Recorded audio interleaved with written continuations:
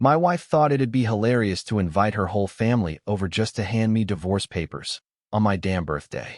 Surprise, she said. I'm leaving you for someone who's not such a disappointment. Her dad? He actually laughed. We never thought she'd go through with marrying someone so beneath her, he chuckled. They even had champagne ready, like they were toasting my misery. I just smiled, calmly signed the papers, and walked out. Now, half a year later, she's passed out in her car outside my house, sending me desperate texts, begging me to talk. Can't believe I'm actually typing this out. Part of me still feels like I'm watching someone else's life. But nope, this really happened. And fair warning, this story's not short. So yeah, I turned 33 last Saturday. Not a huge birthday or anything, but Rachel, my wife, or I guess soon-to-be ex-wife, had been saying all week she was planning something special. She was acting strangely excited, always on her phone, smiling to herself, acting secretive.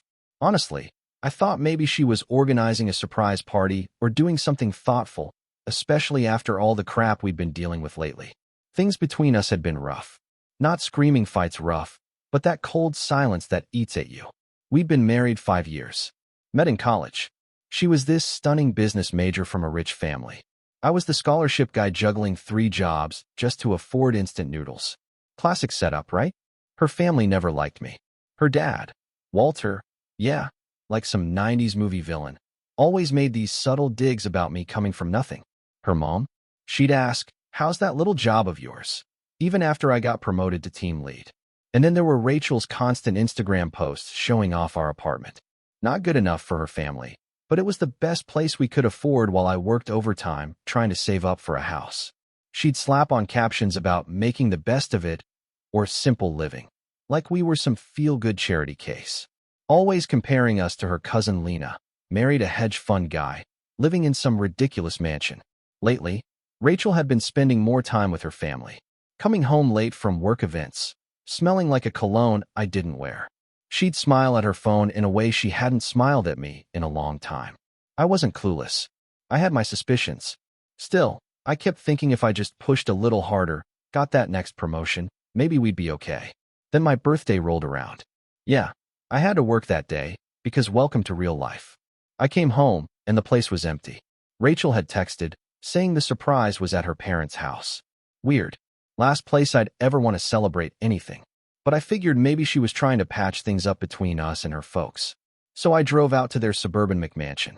Rachel opened the door with this strange smile that didn't reach her eyes. Inside, the living room was packed. Her parents, her sister Chloe, a couple cousins, some family friends I recognized. Everyone was holding champagne glasses. Dead silence when I walked in. Rachel goes, "Ben, we've got something special for your birthday this year." Her dad actually snickered. Not laughed. Snickered, like some cheap villain in a bad cartoon. I stood there like an idiot, wondering if they bought me a car or something. Dumb, I know. Then Rachel pulled a manila envelope from behind her back. For half a second, I thought maybe it was plane tickets or something cool. But no, she said it straight-faced. "Surprise. I'm leaving you for someone who's not a disappointment."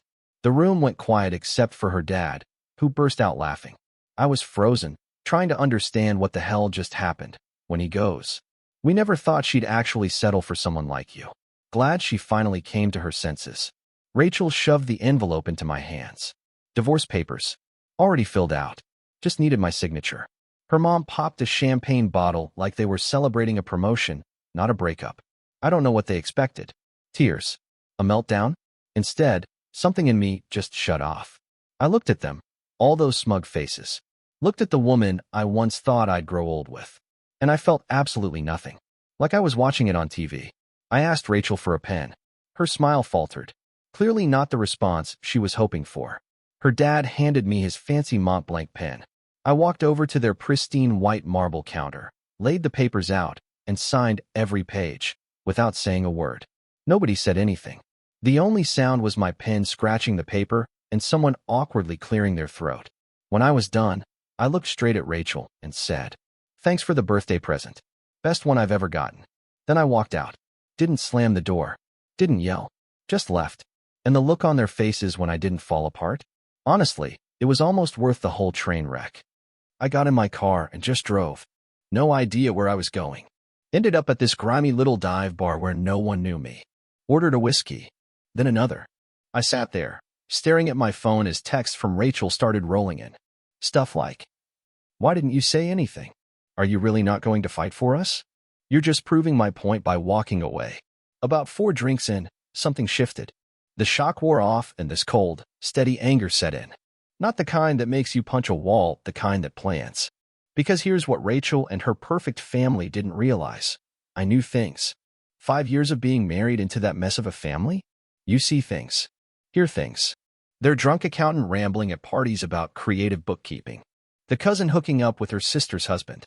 Walter's business trips that had nothing to do with business. So that night, I did 3 things. Called my buddy Tom, the most cutthroat divorce lawyer in town. Started saving every shady text from Rachel I could find in our shared cloud. Made a list of every business contact and mutual friend who needed to hear my version of the story before she spread hers. I didn't go home that night. Crashed at my buddy's place. Woke up to a phone full of frantic messages from Rachel.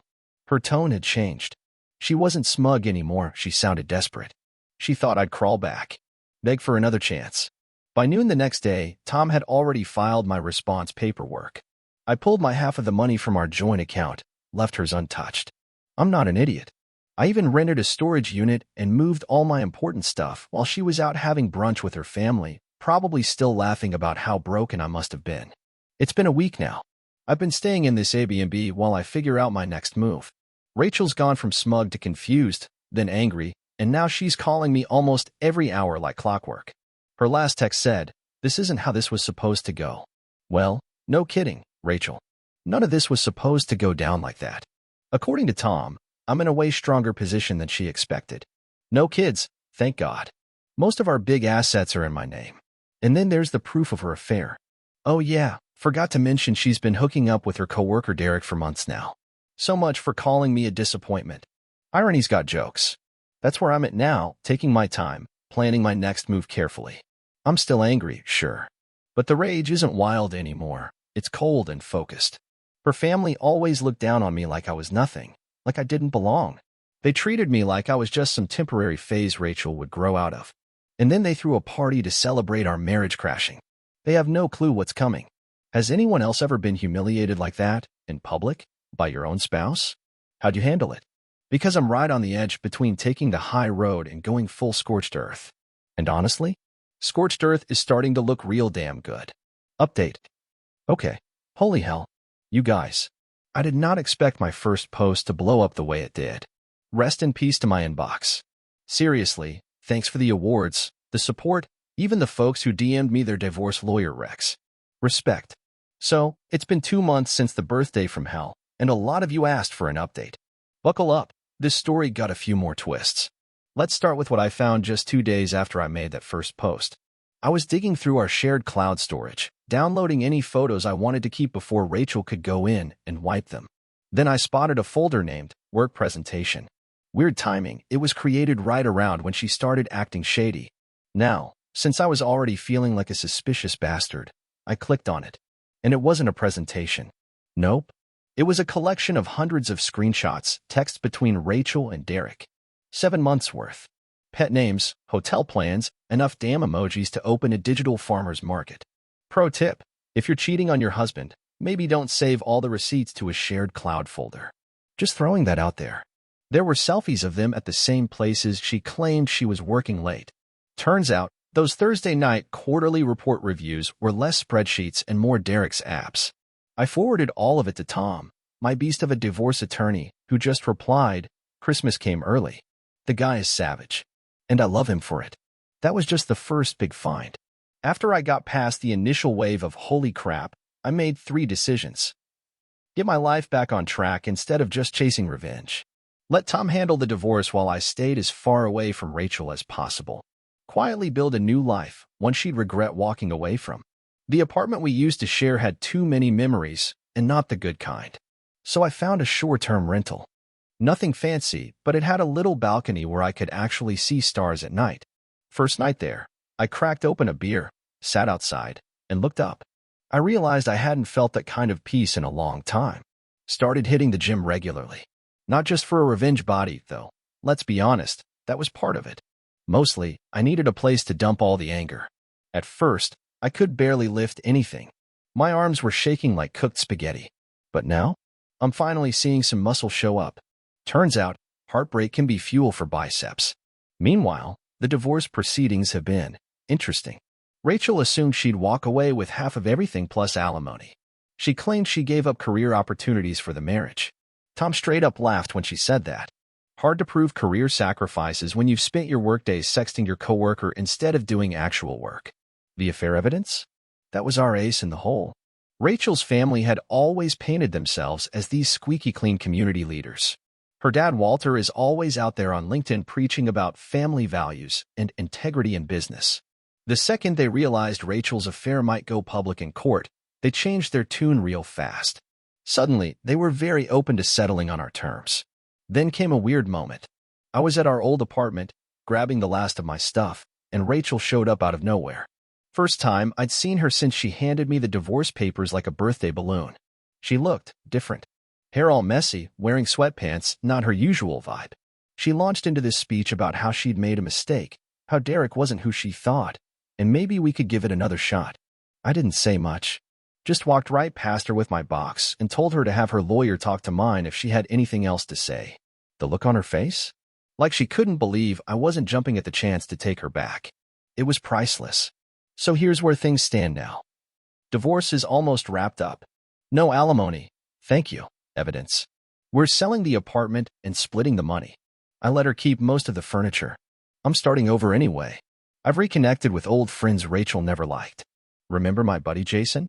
She said he was a bad influence because he brought grocery store wine to dinner once instead of something appropriate. Turns out Jason's still a great dude. We hang out weekly now for game nights and beer. And remember that side hustle I always wanted to try, refurbishing vintage furniture? Rachel used to call it tacky. Well, I started it. Sold my first piece on Etsy last week. Made $30 after costs.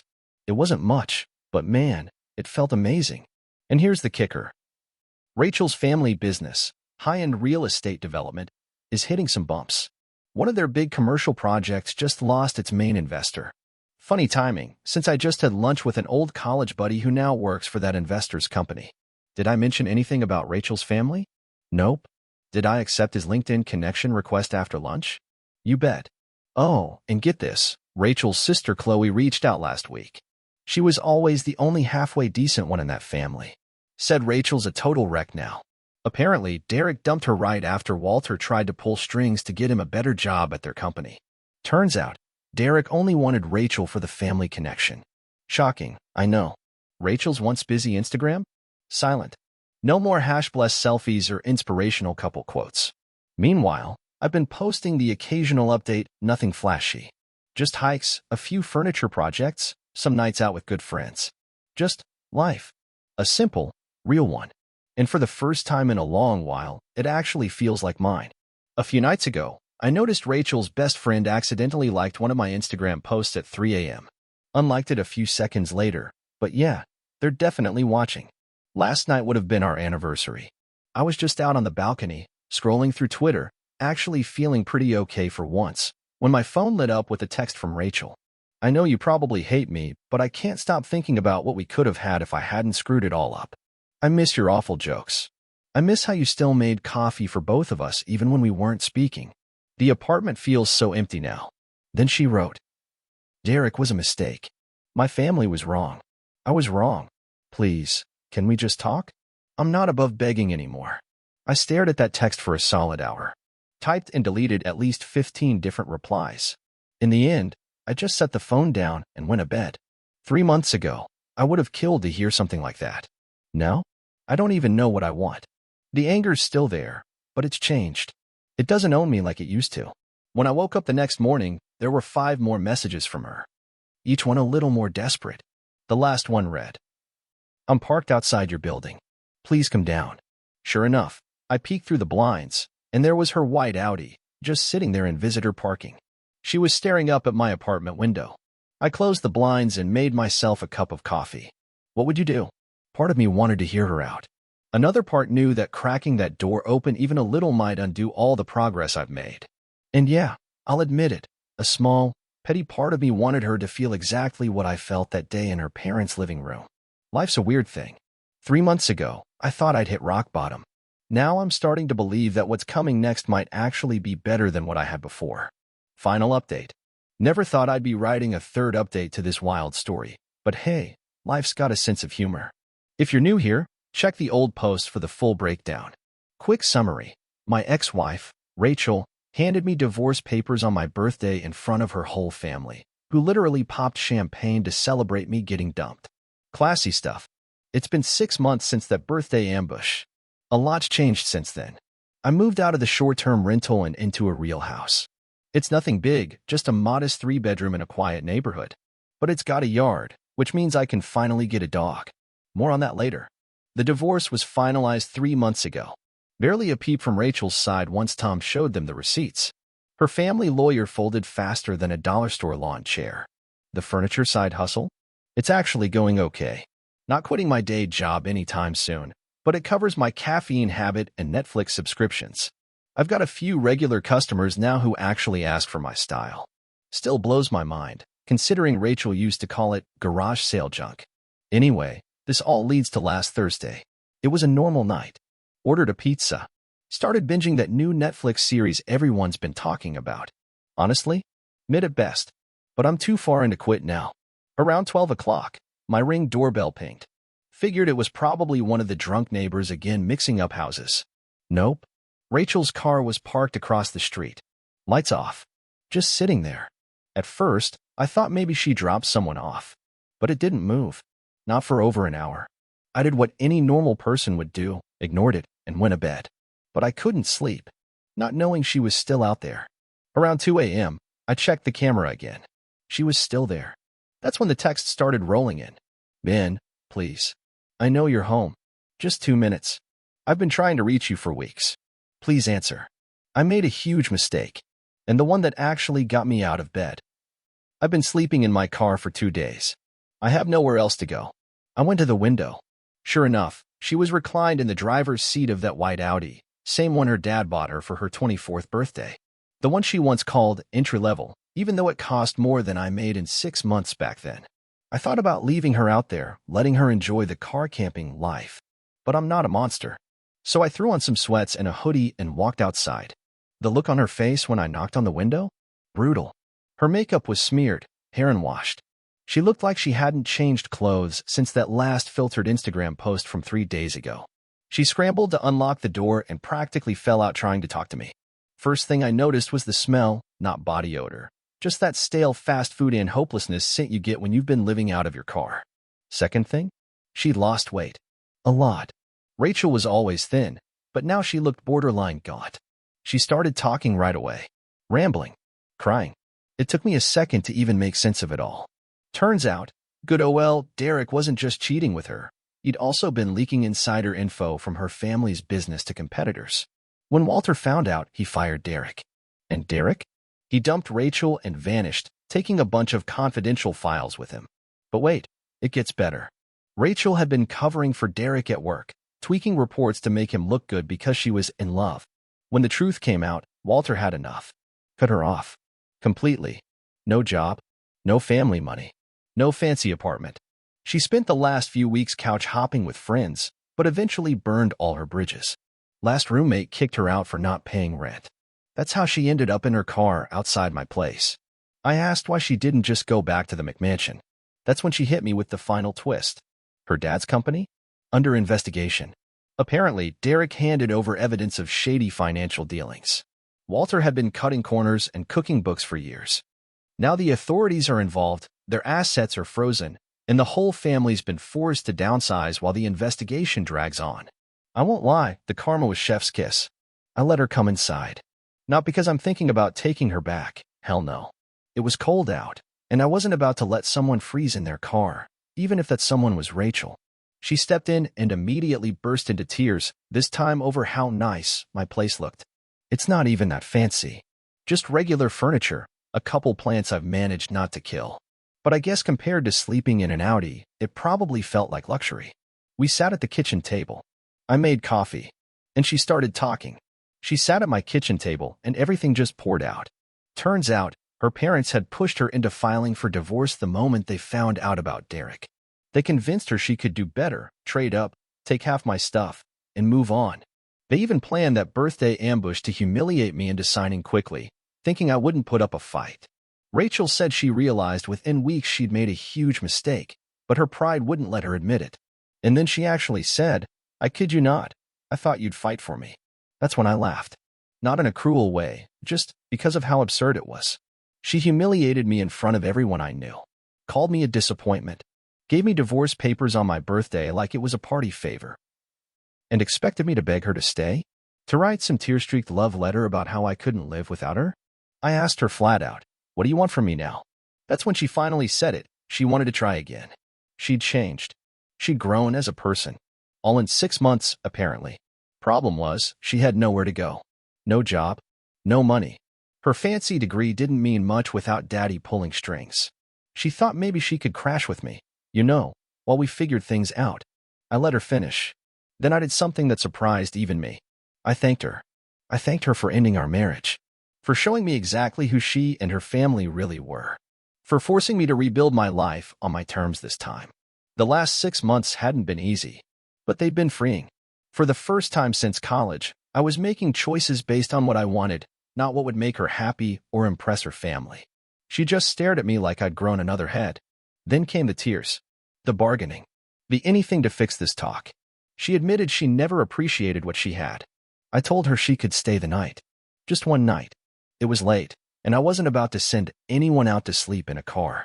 But in the morning, she needed to figure out her next steps that didn't include me. The look on her face was priceless. I don't think Rachel had ever been told no in her entire life. Next morning, I made breakfast.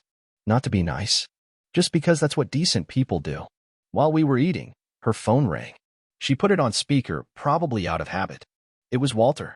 First time I'd heard his voice since my birthday. Gone was the smug, self-satisfied tone. He sounded desperate. Their business was circling the drain. Investors were pulling out left and right. They needed someone with industry contacts to help them recover, and apparently, Rachel told him I was doing well. He actually asked if I'd be willing to meet, to talk about mutually beneficial opportunities. I almost spit out my coffee.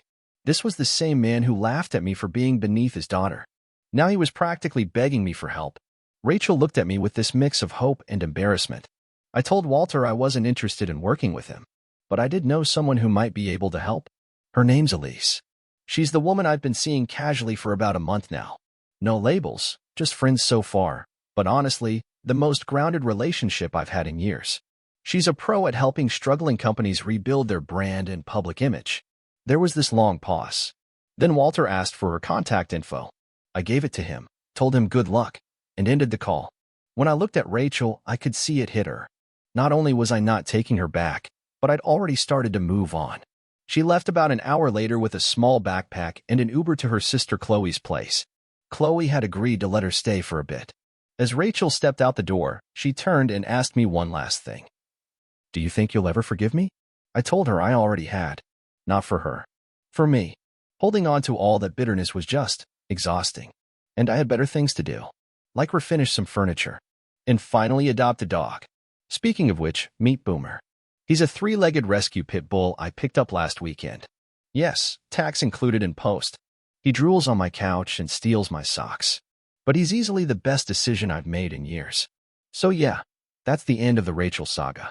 From popping champagne at my expense to sleeping in her car 6 months later, life comes at you fast. I don't know what's next for her. I hope she figures her shit out. I hope her family learns something from this mess. But me? I'm just looking forward to all the things I missed while trying to squeeze into a life that was never mine. Traveling without stressing about 5-star hotels. Building furniture without being told it's tacky. Owning a dog that sheds all over everything I own. To everyone who followed this crazy story, thanks. For the support, the advice, the occasional reality check when I was being a jerk. It helped more than you know. Anyone else ever come out the other side of a complete train wreck and realize it was the best thing that ever happened to you? Thanks for sticking around and listening to my story.